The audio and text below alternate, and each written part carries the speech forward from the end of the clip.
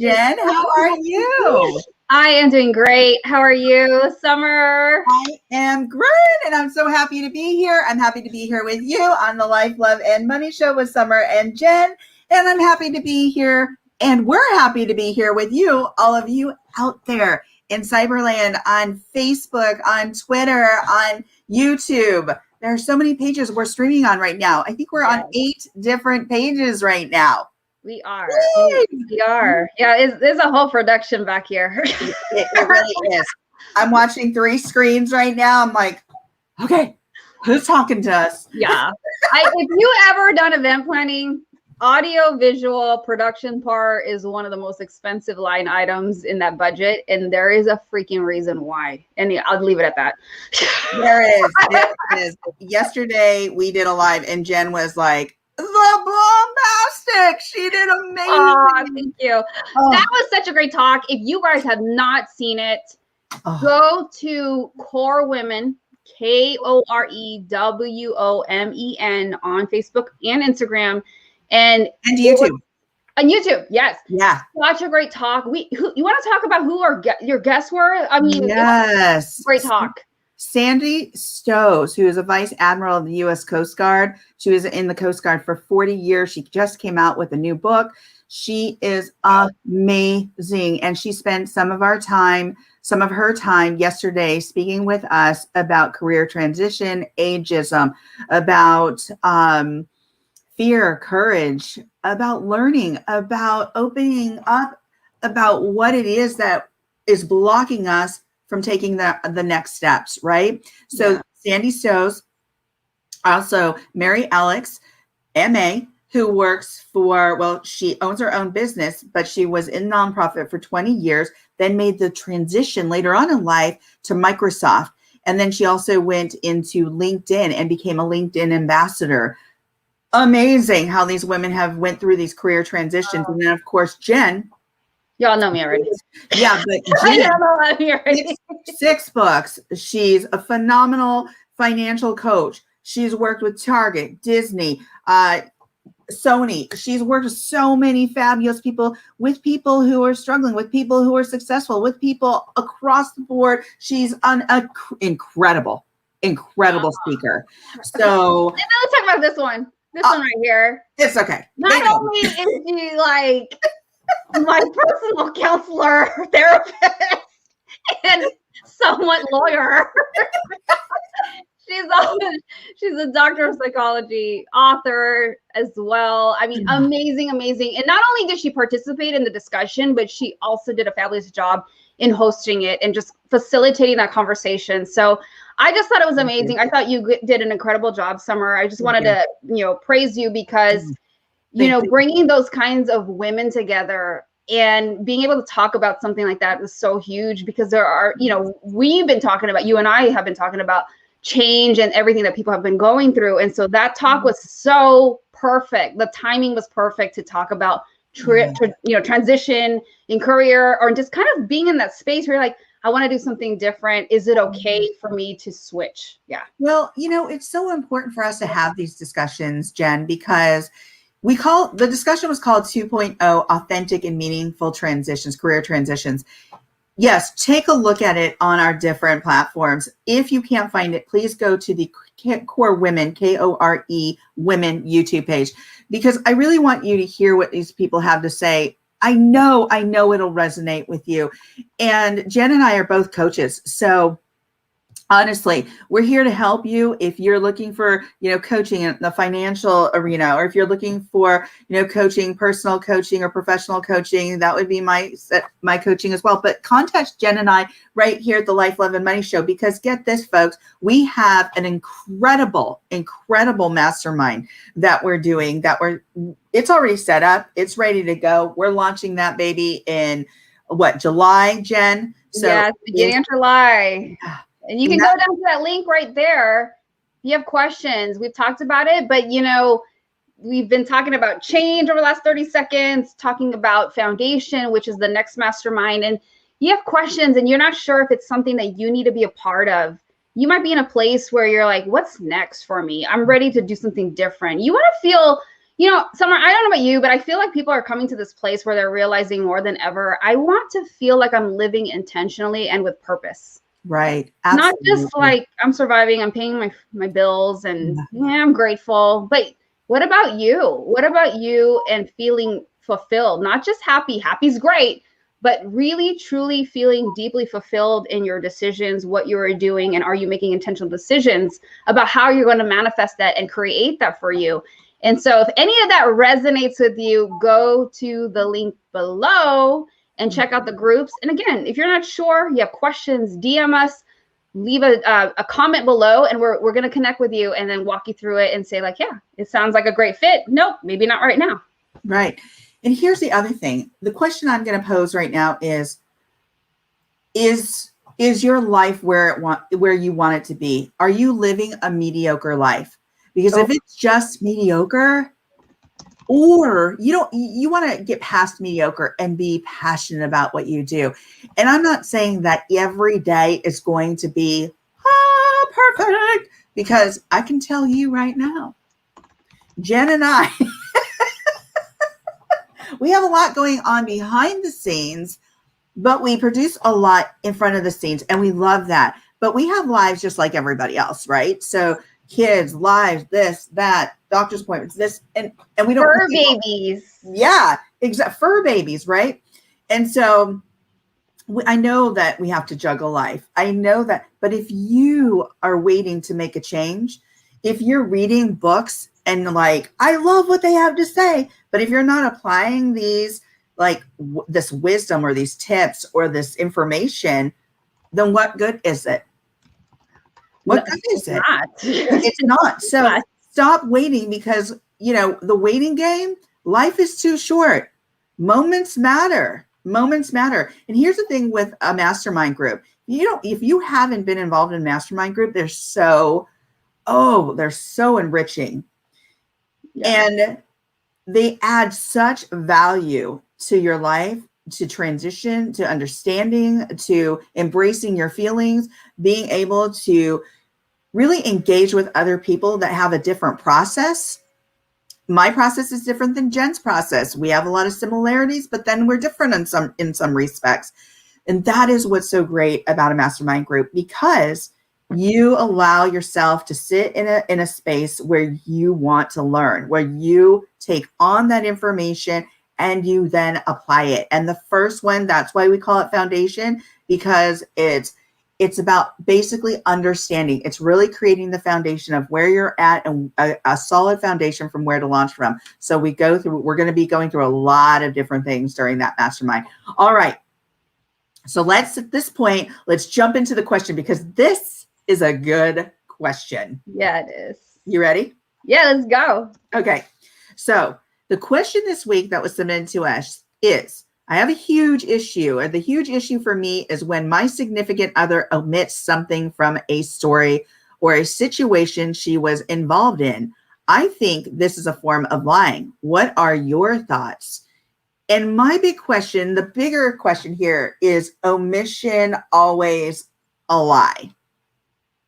So now, I just want to throw this out there really quickly, because I want to give just a tad bit of a legal aspect here, in terms of a lie of omission is an intentional failure to tell the truth requiring disclosure.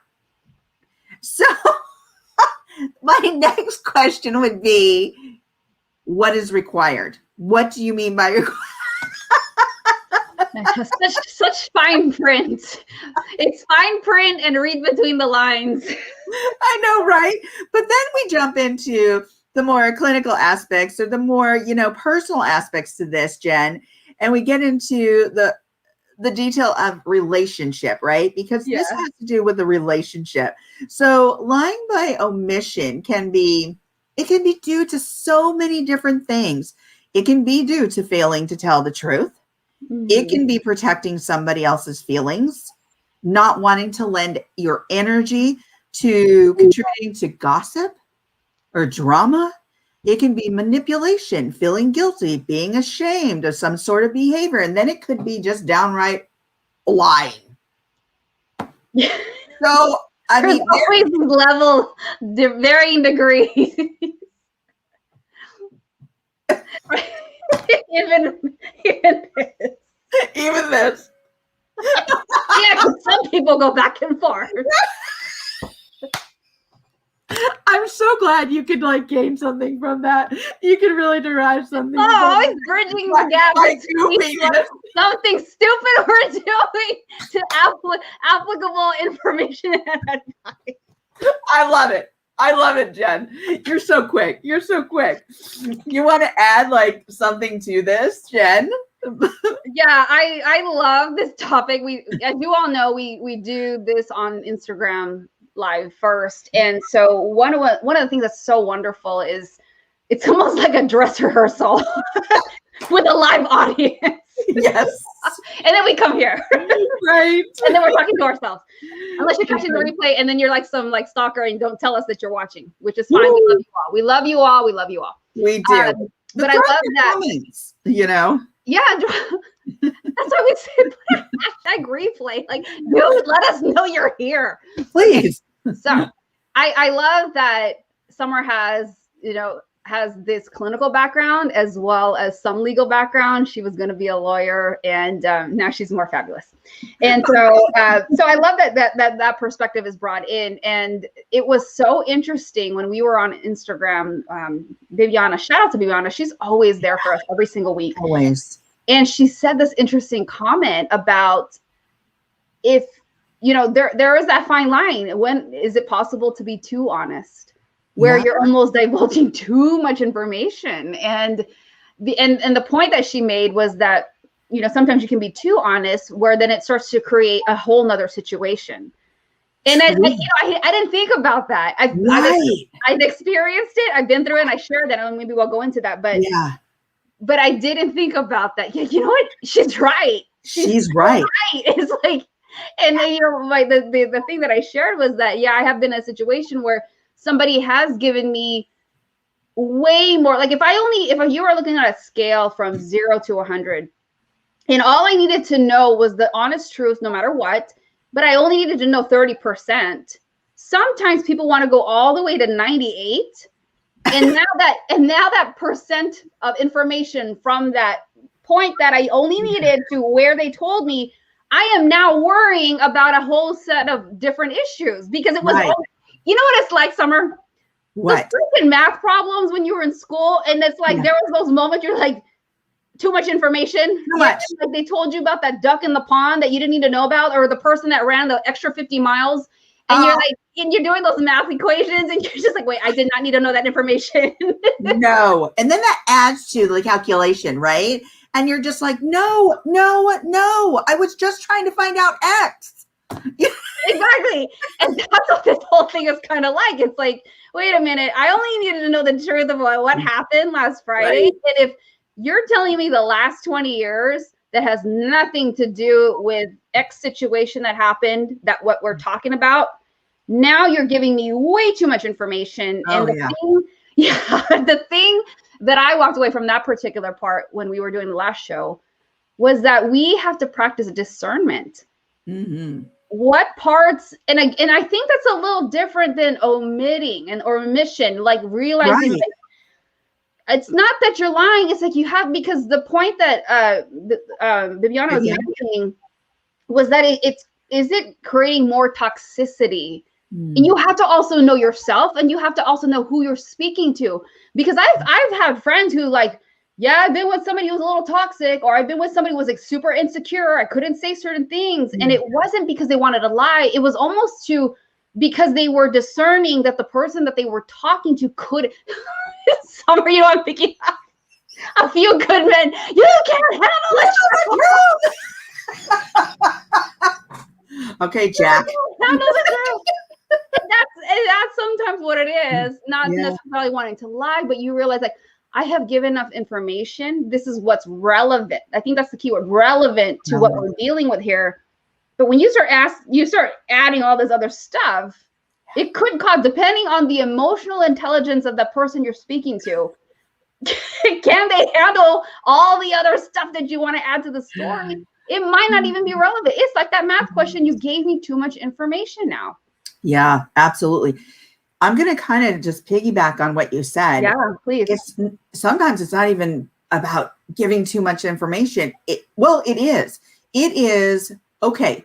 So if you're in a situation, say for instance, you found something out and something that needs to be reported, and you start telling everybody, now everybody else is involved in the situation and now has to, potentially report. Like, I don't know sometimes if ignorance is bliss, but be very discerning.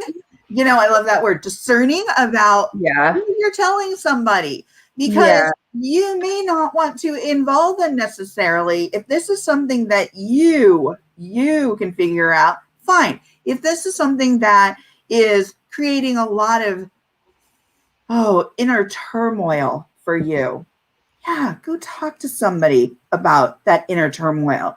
But at the same time, we omit information for various reasons. And it could be that it's something that you've gotten into the practice of doing because of various reasons. And I'm going to list some various reasons for you.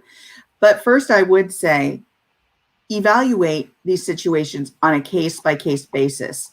If you notice that there is a pattern of behavior, this definitely, or if this is something that you found out, you definitely need to address it with that significant other or that friend or whomever. So the reason people do this, it may be that the person found out over time that this is a way of them coping effectively, right? Yeah. It might be a way of handling difficult situations, like you mentioned on the previous, the previous talk that we had on Instagram. This may have been some model behavior. So maybe you learned this from a parent, right? And I want to tell a story later that I didn't tell on Instagram. Oh, yes. Story. This is juicy. It may be due to fear or repercussion. So for instance, even if it was something innocent, right? So let's say somebody got left somewhere and then like you're dating this guy or something and these girls picked him up and it's like, and took him home. It may have been that innocent, but he was riding with a girl. And if he told the whole story to his girlfriend, she might've escalated, blah, blah, blah. That, you see what I'm saying? Yeah. It might have escalated. And then it may be fear of getting yelled at or shut down. And it may be plain lying, right? So it's always, always good to have a conversation, especially if that internal voice is saying, ooh, I really feel I need to talk to my significant other or my friend or whomever because they're omitting information. And again, they may be trying to kind of protect you and your feelings. But many times it's also up to us how we want to deal with this situation and you have to be really clear with your friend or that significant other that you are willing to take in that information, that you're willing to like roll with something that might hurt you. But here's the thing. I want to tell a story. So I had a friend and she had a parent and a mom and a dad. And it wasn't until later in life, she knew that her dad would always leave, go on these long business trips, blah, blah, blah, but then bring home funny things like bags of jeans or this or that, or like odd things. And he said he was traveling for his job. What they found out later is he had a whole different family. Oh my gosh, that's a huge omission. That is a huge omission. Now that is a downright but yet he would omit all that information and they didn't even find out until later on. Was your friend an adult by the time she found out? Yes. Oh my gosh. Yeah. Wow. I know, right? So not only omitting information towards his spouse and significant other, but also his kid, which then it had that ripple effect. So it's like you throw that pebble in and that circle and the circle and the, So yeah, it doesn't, a lot of times it just, when you omit information, it also just doesn't affect the person in that relationship, but it can have that bigger effect of mistrust, really putting up those walls, really affecting a family, really impacting. So you, of course, listen to that inner voice and what it's telling you in relation to, is this necessary? Do I really need to tell this person A, B, or C? Because if it's something small and insignificant, but how is this going to impact that person? Listen to that inner voice. Listen to, maybe trust that other person, but also have that conversation with your significant other about what you would like to know, the way that you are going to respond, because a lot of times people tend to omit information because of what they feel or how they feel somebody is going to respond. Oh my gosh. Yes. You have said so much great stuff. It's like, my brain is going crazy. Oh. I wanted to add. Yes, please. This is something that I've gone through myself. And I have to say, I have had conversations with friends, male friends that had girlfriends. And a lot of times they would say like, well, I couldn't tell her. I wanted to tell her, but I couldn't because I knew she was going to flip out. And so you gave an example about the guy that was getting a ride from the other girls. Right. And I'm saying this to you. I hope there are some ladies that are going to watch this replay, because what I'm saying is this to you. Some of you all, I'm going to step on some toes, but this is going to help you.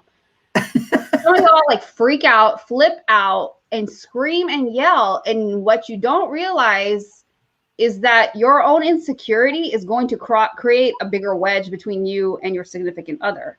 Because really, let's take this example that you said, Summer. He simply was trying to be safe and get home, and he had to get a ride from there. And he wasn't like hooking up with anybody in the car and all this other craziness. There are sometimes, I shouldn't say something. There are many times when I've seen girls, women flip out because of something like that. And it's just like, he didn't do anything wrong. And then that situation becomes a whole nother ball of mess.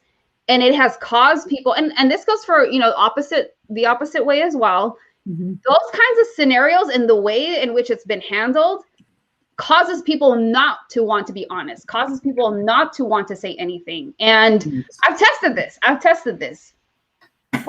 Wait a second. Here's a question. Did you test it, or were you testing someone? That's another question. That's another question. That's a different episode. Yeah. So go on. I'll say that I went through this recently. So somebody had to tell me something that they knew one of my core values is going to be kind of like a non-negotiable is going to be violated. And so this person had to tell me something. And before I even heard what it was, I remember having the conversation in my own brain saying, stay calm, listen, don't flip out. Yeah. Come from a place of understanding. And so they explained the situation, and then they told me, and all I said back was, it's okay. I totally get it. It's fine. And I was being honest. I really was fine with it. And I think because that person was able to be so trusting and vulnerable in that moment, and then not be kind of worried. They were kind of worried. And then they said it, but then they saw my reaction.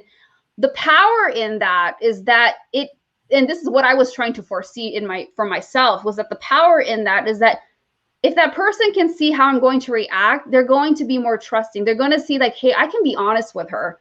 She's not going to yell at me. She's not going to flip out. She's not going to, berate me and all this. And I said, it's okay. I know we talked about this, and I know that it was hard for you to be honest and admit that to me, but I appreciate it. It's okay. I get it. We fall off the wagon. And then we moved on with our lives. And so it's like, I've seen what it's like to remain calm and just absorb whatever the information or what somebody's trying to be honest with. It is such a better outcome than screaming and yelling and being jealous and insecure, or whatever the case may be.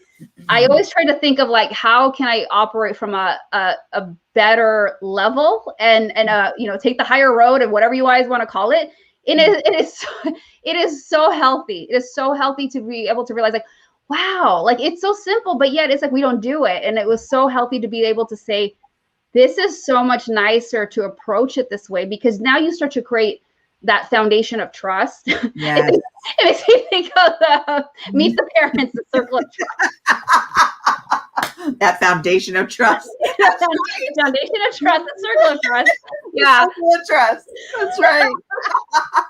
And it's great. It's great because that's how, you know, you want to avoid that gray area, because you gotta take a step back and ask yourself, well, why is somebody, aside from the reasons of maybe the way they grew up and they had modeling situations where they saw how it was to be talked down at, it caused them to retract.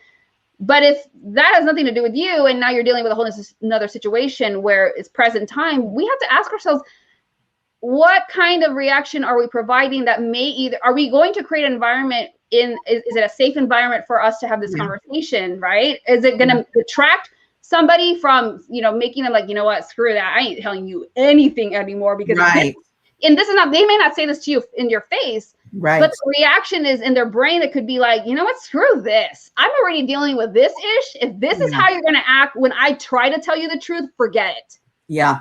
And that's the part I think is scary. And we have to recognize that, because really at the end of the day, we have to check ourselves and ask ourselves, is it that I'm being jealous? Is that I'm insecure? Why am I yelling? Especially when somebody is being brave enough to be honest with you. How are we coming to the table about being honest? And are we going to be like open and understanding and come from a place of understanding? Because I'm telling you, we start yelling, and I've made those mistakes.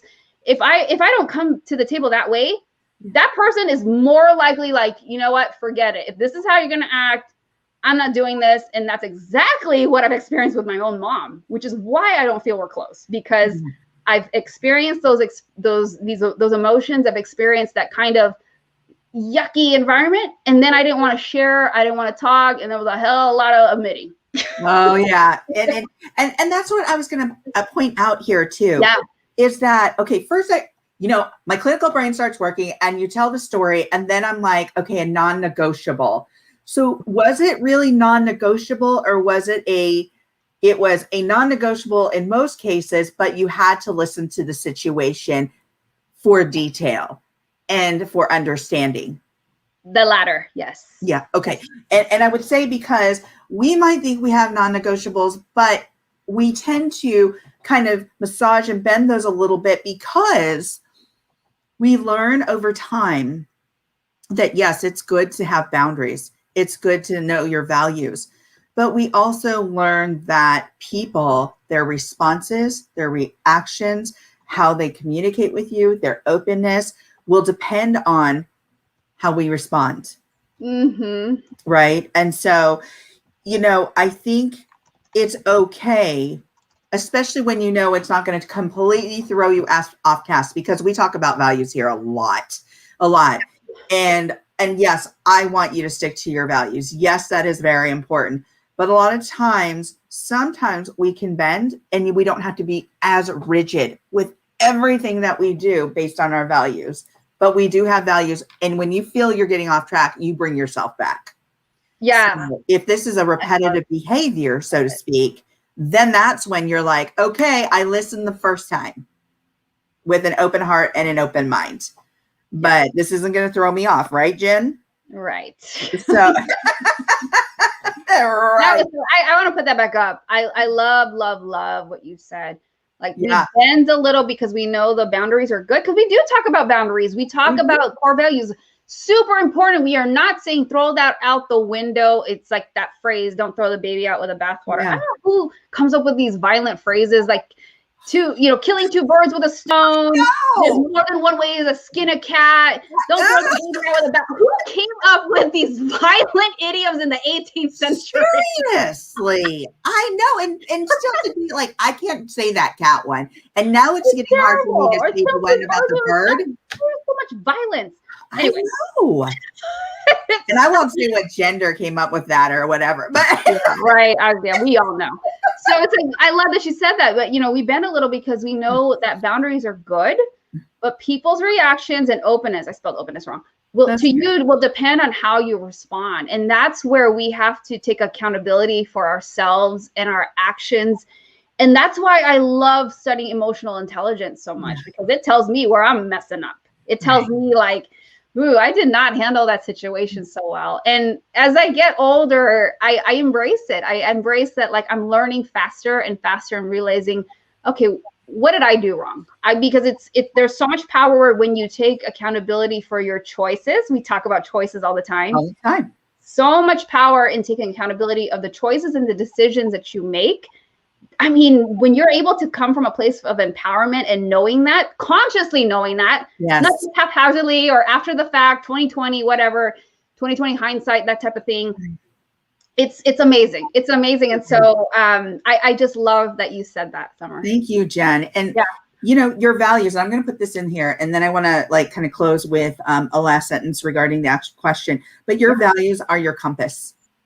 Oh, yes. So they really are. So they're going to be your guide. They're going to be the, you know, the thing that really grounds you.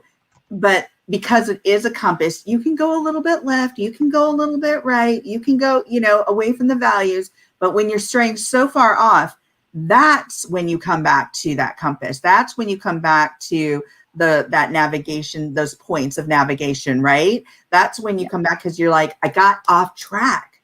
I need to get back to, what do they call those? The points, you know, of navigation. So the coordinates? The coordinates. Thank you. The coordinates, exactly, on a map, right? So you need to come back to those coordinates and be like, oh yeah, I veered so far off track. And that's when you start saying to yourself, yeah, I need to reevaluate this. If I'm making concession after concession after concession for somebody else's behavior, then I'm really, really, really not attending to my own values any longer. This person, I have allowed this person to throw me off course.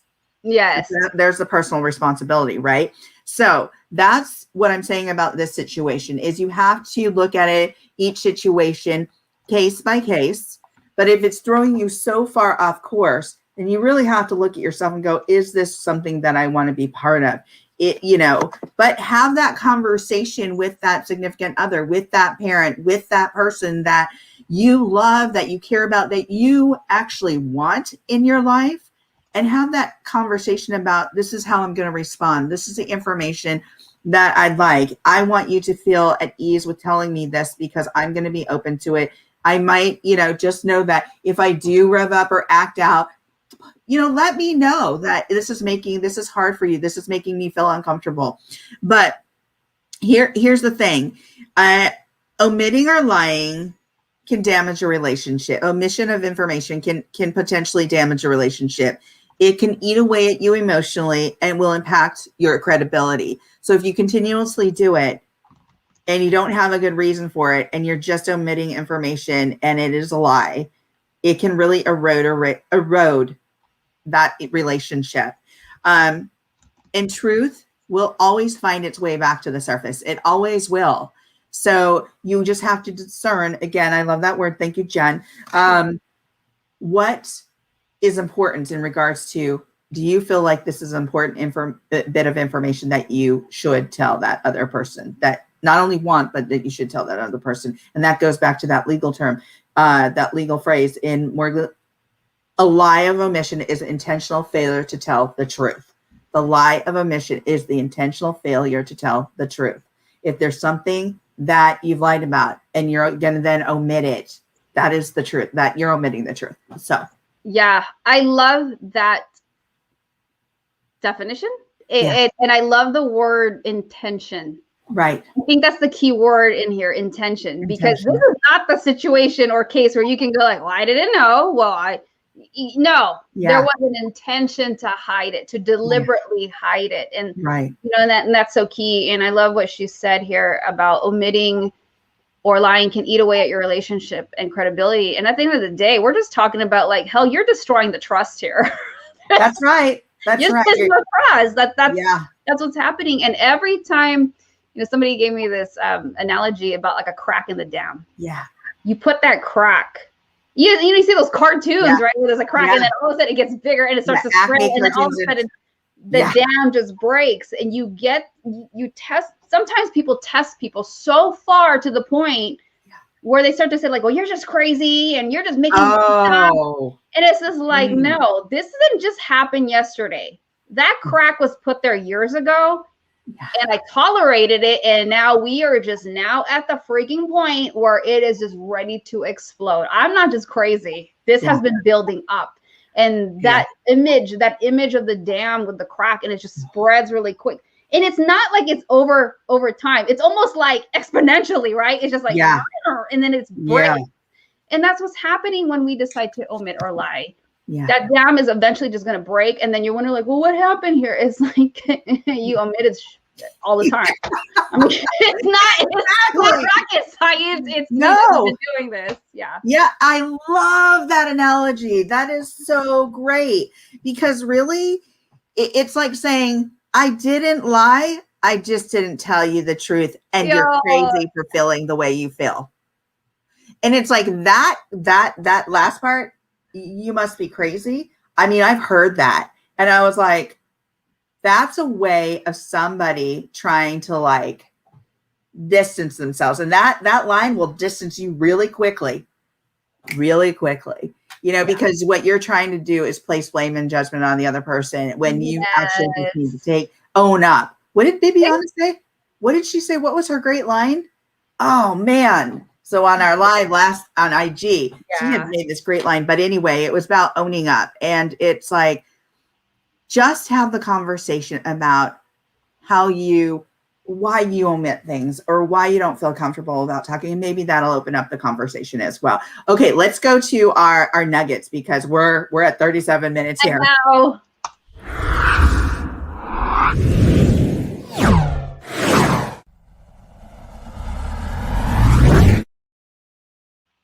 Okay, so I'll go real fast. So my nugget of the day is, Summer talked about modeling. She mentioned that briefly.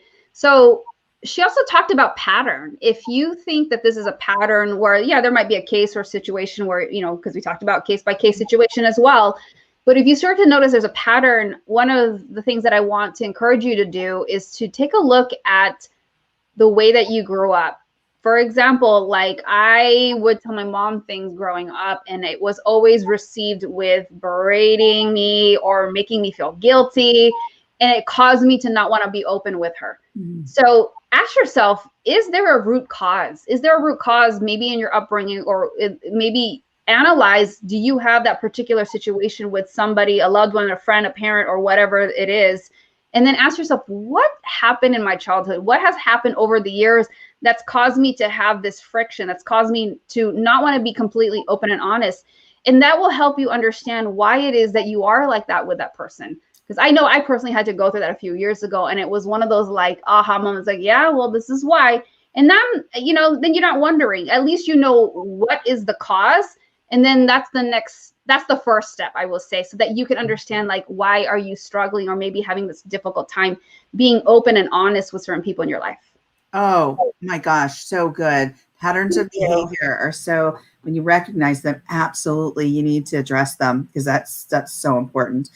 So I would say to make, to go back to the question, where the person asks, what are your thoughts regarding, is omission something, that is always lying? And I would say what will help is trying to separate fact from emotion. Is this triggering you? Is what you're hearing or what you don't want to tell this person triggering you for some reason? What makes you feel uncomfortable about this? And how can you separate the fact of the information, the actual information, from your feelings?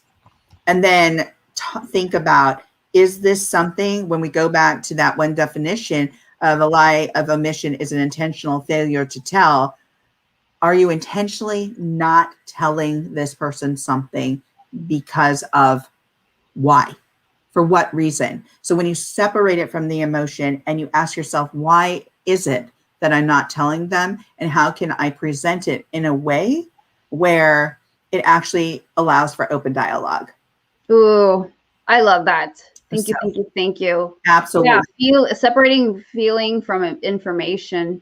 Yeah, because sometimes we just want to take everything and feel like, I'm being attacked, and it's like, anyway, slow down. Exactly. And then it's just it's like this layer cake, right? Or that 7-layer dip. And it's like, no, that started out as a single layer.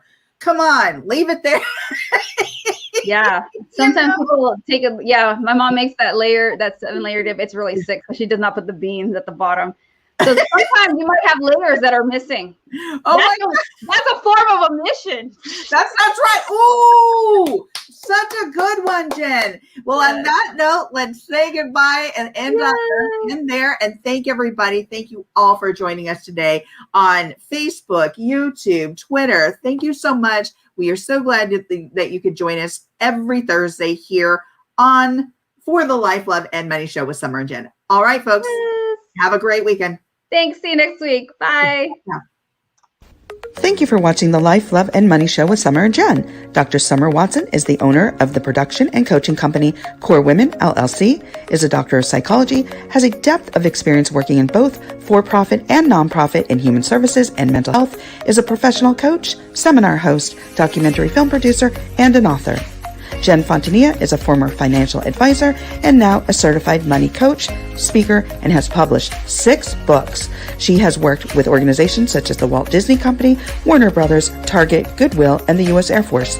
She loves working with women and helps them master their money and mindset to empower them to build the ultimate life without worrying about money. Join Summer and Jen every week as they go live on the Life, Love, and Money Show on Instagram, Facebook, Twitter, YouTube, and LinkedIn.